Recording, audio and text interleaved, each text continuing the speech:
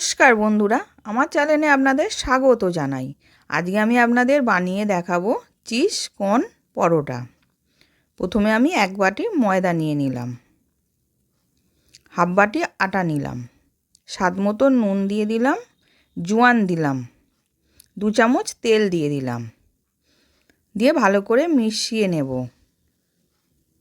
নিয়ে ওটাকে জল দিয়ে একটা ডো বানিয়ে নেব। এবার মাখা হয়ে গেছে, আমি এবার রেখে দিলাম।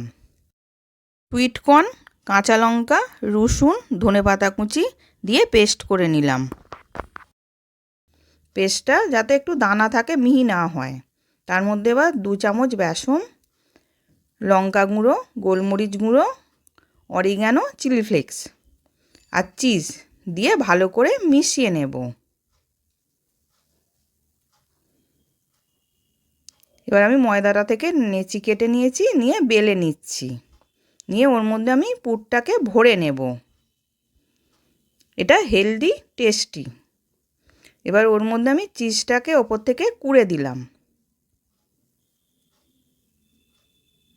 এবার সাইড দিয়ে আমি জল দিয়ে আর একটা রুটি বেলে রেখেছিলাম, আমি আর একটা পুর ভরে দিলাম, দিয়ে ভালো করে সাইডগুলো এঁটে দিলাম, দিয়ে ভালো করে বেলে নিচ্ছি।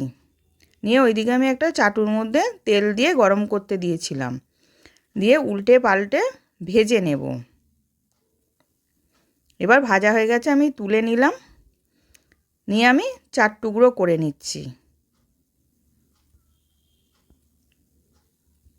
নিয়ে এবার দেখুন চিজটা কত সুন্দর গলেছে। আশা করছি ভিডিওটা ভালো লেগেছে। আমি হাজির হব আর এক নতুন রেসিপির সাথে।